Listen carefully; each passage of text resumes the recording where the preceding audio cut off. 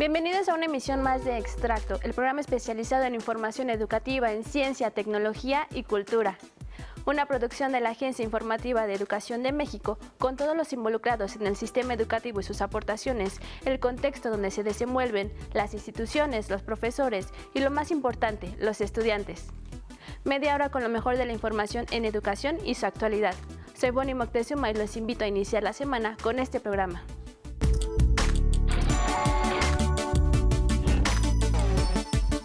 Durante 64 años, el Instituto Nacional de Estudios Históricos de las Revoluciones de México ha tenido como misión difundir el conocimiento del proceso transformador que dio origen al México del siglo XX.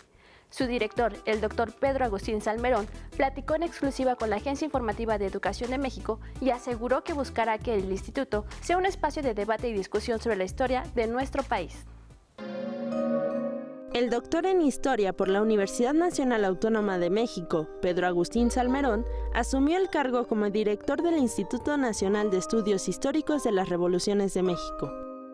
El instituto me abre la puerta de hacer cosas que hemos estado discutiendo y proponiendo hace ya tiempo un grupo de colegas, por lo menos desde 2012, cuando publicamos un documento titulado La historia que necesitamos para el país que queremos, que redactamos entre una veintena de colegas y firmaron más de 700 historiadores y antropólogos, en el cual hablábamos de qué debe hacer el Estado mexicano con la historia, con el patrimonio. Desde su creación, el instituto tiene como objetivo ser un órgano de consulta sobre la historia nacional y difusor del conocimiento histórico-cultural de las revoluciones más importantes del país.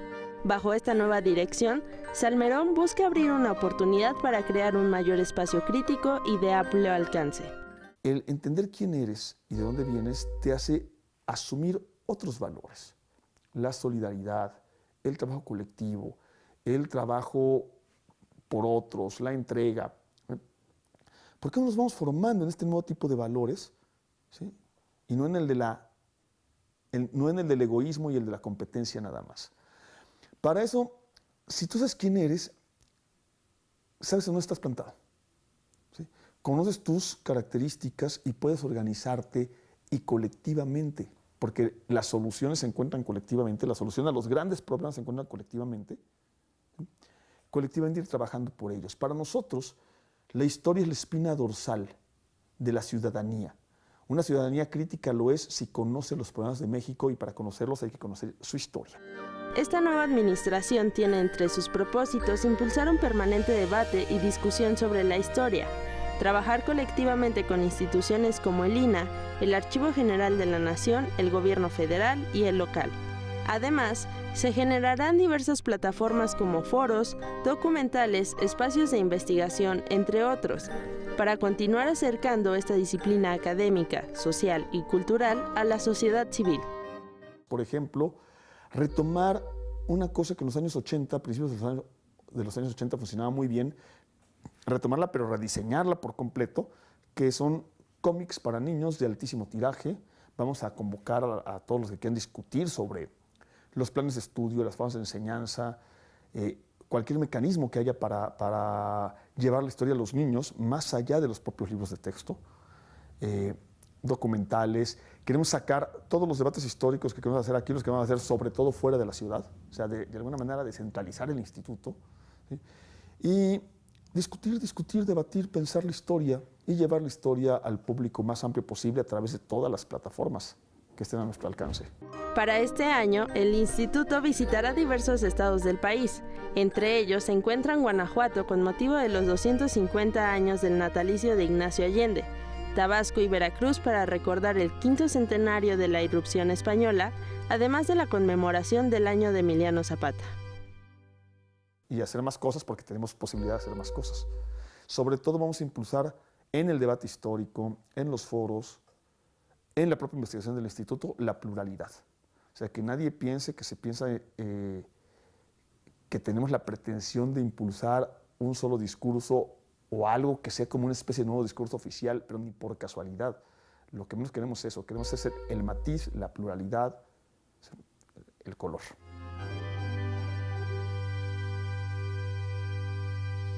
El pasado 21 de enero se cumplieron 250 años del nacimiento de Ignacio Allende, uno de los líderes e iniciadores del movimiento independentista de México. El Instituto Nacional de Estudios Históricos de las Revoluciones de México organizó diferentes actividades para conmemorar esta fecha. Conversamos con John Tutino, un historiador estadounidense fascinado por la historia de México. Llegué a México como joven de 17 años en 1965 para pasar un verano de estudio en San Miguel de Allende y me transformó la vida. John Tutino es un historiador reconocido y un referente de la reflexión del México revolucionario. John es uno de los mejores historiadores mexicanistas que hay en el mundo. Es esta capacidad analítica, reflexiva, interpretativa, en donde no solamente nos ofrece la información de los procesos, de los acontecimientos, de los personajes, sino que nos ayuda a entenderlos, a comprenderlos. Desde que Tutino decidió ser historiador, nunca puso en duda cuál sería el objeto de sus estudios. Nunca era cuestión historiador de qué sociedad. Siempre de México y de México popular, la gente de México. En el marco del 250 aniversario del natalicio de Ignacio Allende, el Instituto Nacional de Estudios Históricos de las Revoluciones de México inició sus actividades del año con un conversatorio que dio la oportunidad de retomar las obras del investigador estadounidense. En sus libros Ciudad de México 1808, El corazón de México, Haciendo un mundo nuevo y de la insurrección a la revolución en México, Tutino logra reconciliar dos nociones que podrían asumirse incomparables: la historia del capitalismo y la comunidad agraria de México. En el libro Making a New World insistí que Nueva España, especialmente el Bajío y las regiones al norte, pero también esta región cerca de la Ciudad de México que llamo la corazón de México. Estas regiones de Nueva España eran motores del capitalismo global desde el siglo XVII. En su libro De la insurrección a la revolución, Tutino ofrece un panorama del México rural y los motivos que llevaron a los campesinos a rebelarse. De este texto de 1990, John Tutino rescata las conclusiones a las que llegó entonces. Para mí, las conclusiones más importantes todavía vivan. Es la cuestión de qué condiciones provocan las insurrecciones populares rurales. Y en esta mezcla, que las gentes rurales vivían en busca de tres cosas: autonomía, seguridad, movilidad y con un base de prosperidad otro. Con autonomía y una prosperidad básico casi nunca rebelan. Sin autonomía, si llega a dependencias, pero con seguridad de vida, de subsistencia, casi no rebelan. Pero cuando llegan a dependencias con inseguridad, es el momento de por lo menos imaginar la rebelión. Expresó que para él, la fuerza de México es la insistencia de sus comunidades, unirse y buscar lo que necesitan. A manera de retrospectiva, Tutino hace memoria y encuentra una anécdota que puede ubicarse como el origen de su quehacer profesional. Fui con un amigo gringo a una tienda de óptica en Celaya. Y ahí estaba un campesino del Bajío, hombre viejo con su traje de algodón, huaraches, etc. Principiábamos una conversación. Yo pensando un muy inteligente gringo, hablando con un campesino mexicano. Dentro de 5 minutos conocí que yo estuve hablando con el señor más filosófico, más inteligente que he encontrado en toda mi vida. Y a veces digo, mi profesión ha estado una lucha para comprender este señor.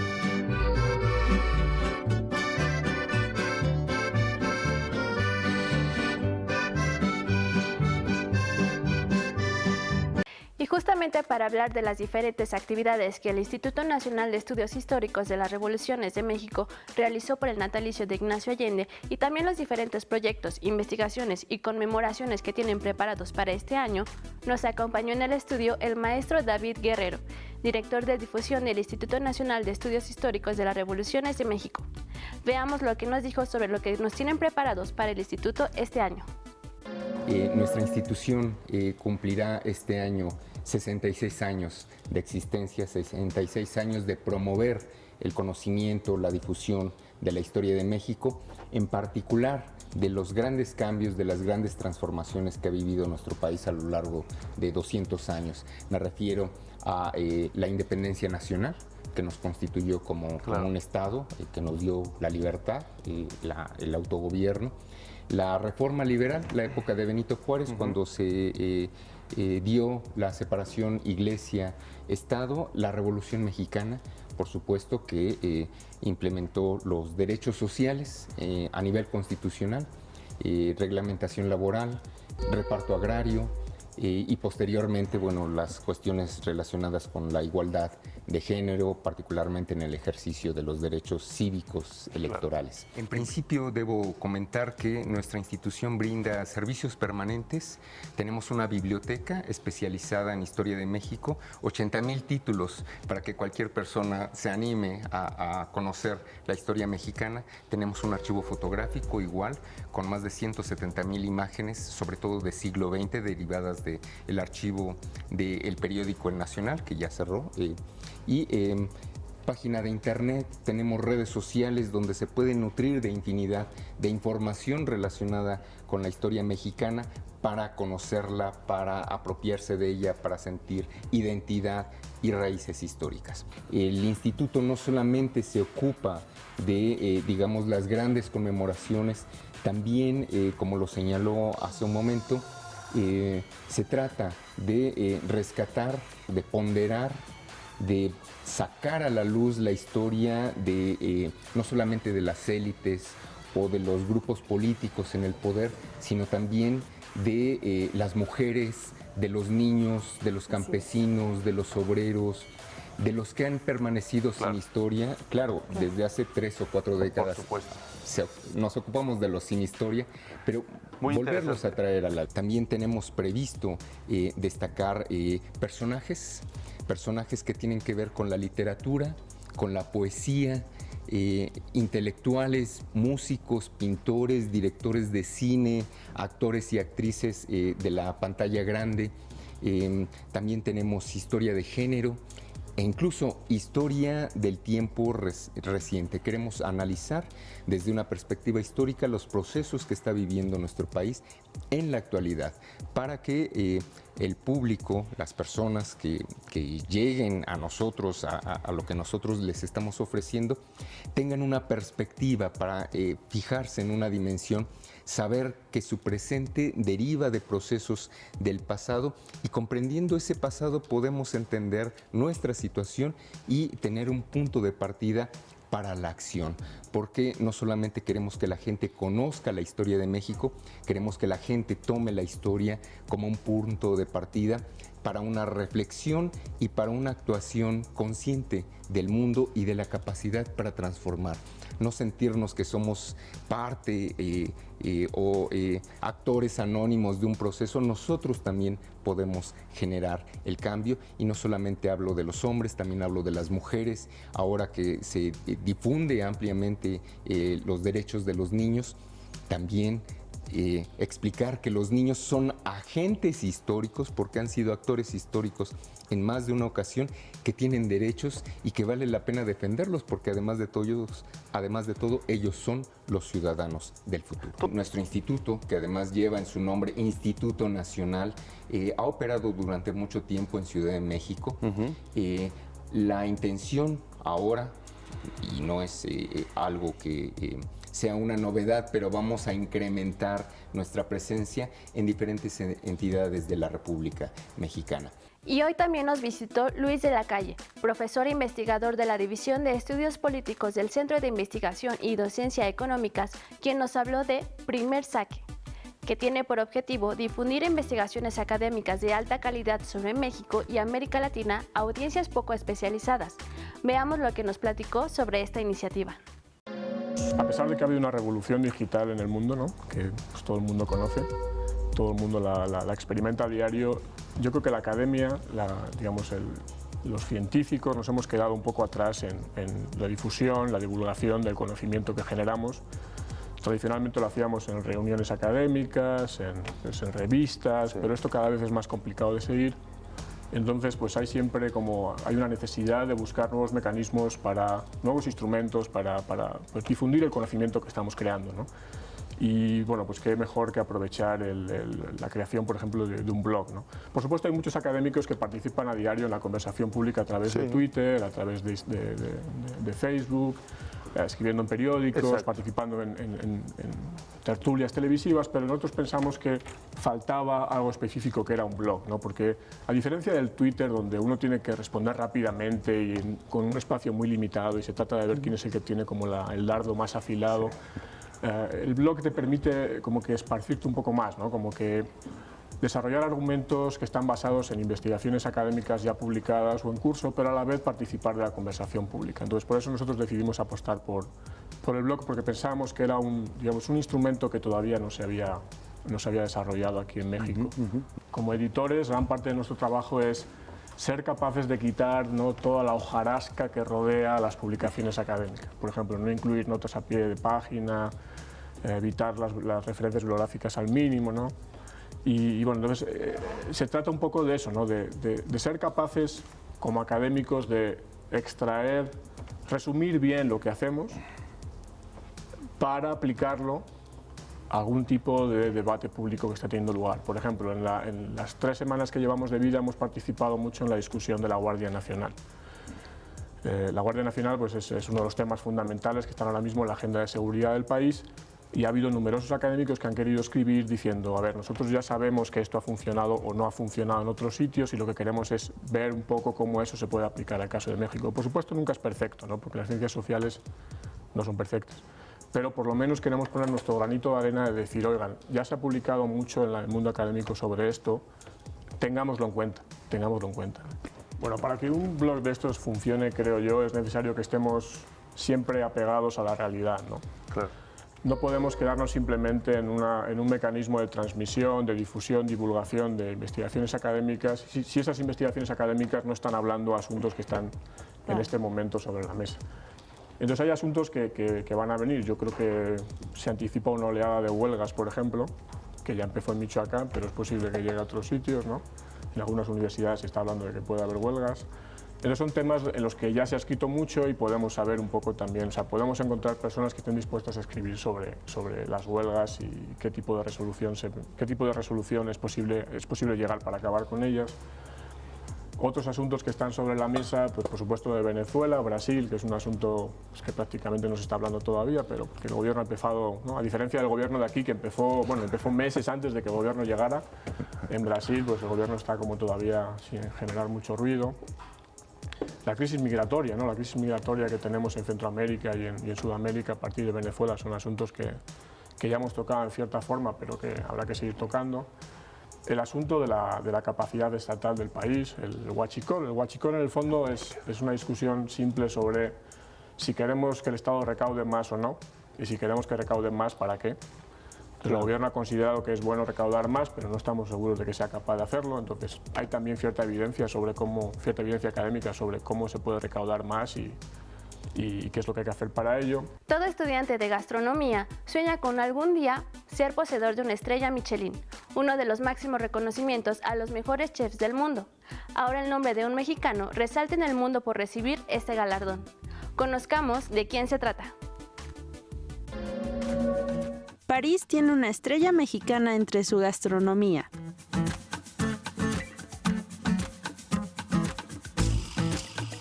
El chef Indra Carrillo, originario de Cancún, recibió su primera estrella Michelin en Francia.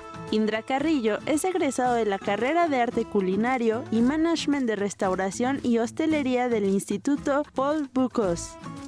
Bueno, yo creo que tiene varias cosas, como por ejemplo el lugar donde está situado, Lyon, la ciudad en ella misma es la capital gastronómica de Francia. El Instituto Paul Bocuse, bueno, es una excelente institución donde yo había recibido muy buenos comentarios. Y bueno, tiene excelentes posibilidades después de hacer prácticas profesionales y claro, pues el señor Paul Bocuse que está también ahí involucrado.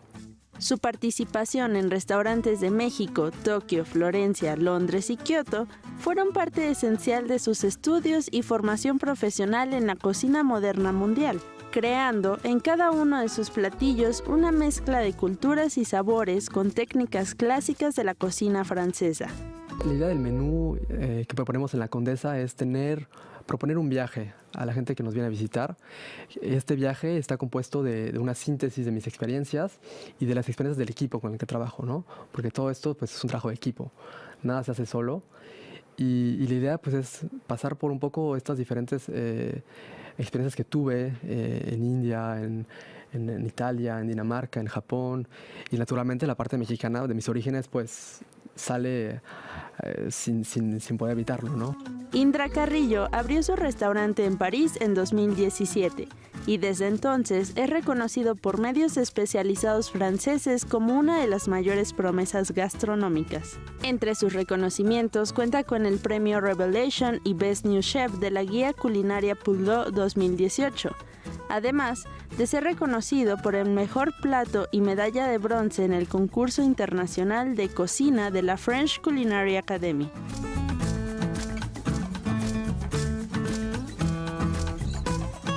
La Guía de Estrellas Michelin es un galardón que se otorga a los establecimientos gastronómicos, que destacan en calidad, creatividad y esmero de sus platos, y es uno de los máximos reconocimientos en el mundo de la gastronomía.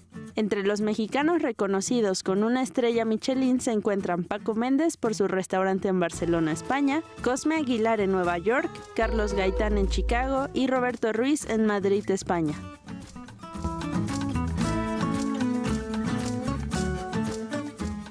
En la Ciudad de México se llevó a cabo la exposición fotográfica Colombia, un paraíso por descubrir.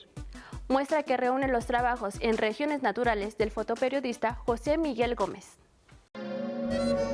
La historia de las relaciones diplomáticas entre Colombia y México comenzaron el 10 de julio de 1831. Desde ese entonces, existe un fuerte intercambio en los ámbitos técnicos, científicos, educativos y culturales. Durante el periodo 2015-2018, se desarrollaron alrededor de 44 proyectos, de los cuales 19 se enfocaron en el ámbito educativo y 14 al cultural. Este año comenzaron en el recinto Casa de Colombia, ubicado en Ciudad de México, donde se llevó a cabo la exposición fotográfica Colombia, un paraíso por descubrir. El alma mía, la tarde gris, mi mejor compañera, casi me abraza. Esta muestra del fotoperiodista colombiano José Miguel Gómez expone las regiones más hermosas de Colombia. Es un artista colombiano que ha recorrido Colombia a pie. Él tiene una frase muy bonita que dice: solo conoces tu país cuando lo caminas y lo ves con humildad en sus propios colores. Entonces creo que eso resume un poco, es una muestra de todas las regiones del país. Nosotros, al igual que México, somos un país de regiones y aquí vemos representadas desde la costa colombiana, el interior cruzado por nuestra cordillera de los Andes, la Amazonía colombiana y el Pacífico. Entonces creo que tenemos una muestra de todo que invita a los mexicanos a que visiten Colombia. Es una exposición de 40 fotos de nuestras riquezas naturales.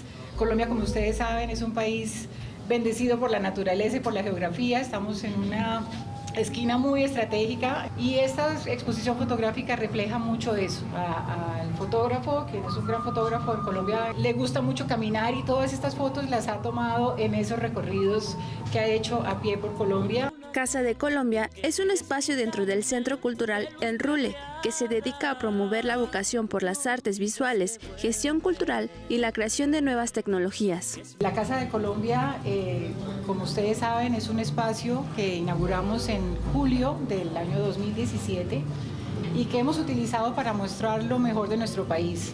Es la concreción de un sueño que tuvo nuestro Nobel, Gabriel García Márquez, quien pensó desde el año 2006 que Colombia merecía tener un lugar especial en la Ciudad de México por esa relación tan estrecha que nos une a los dos países.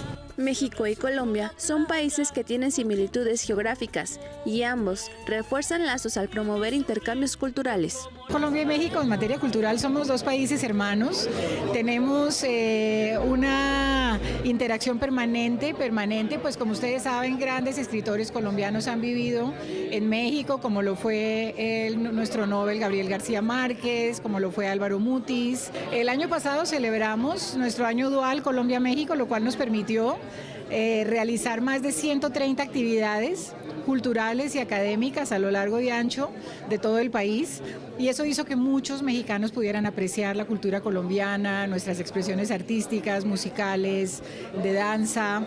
Entonces realmente es una unión muy fuerte y lo que queremos es cada vez hacer más presencia de Colombia y México con nuestra cultura. ¿Por qué no vienes? Y te diré mucho que te quiero, para que por mi culpa nunca sufras. Así llegamos al final de Extracto. Les invito a que sigan nuestros distintos espacios que preparamos durante toda la semana para ustedes. No se pierdan de lunes a viernes la revista de información educativa de la mano de Ana Cristina Olvera y Omar Cepeda de 9 a 10:30 de la mañana en Interfaz.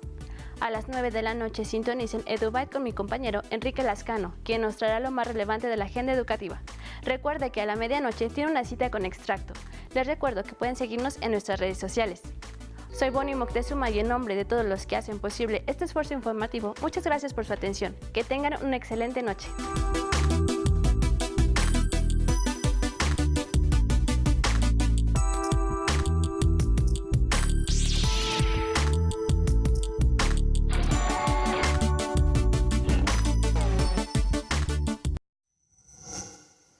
Gobierno de México.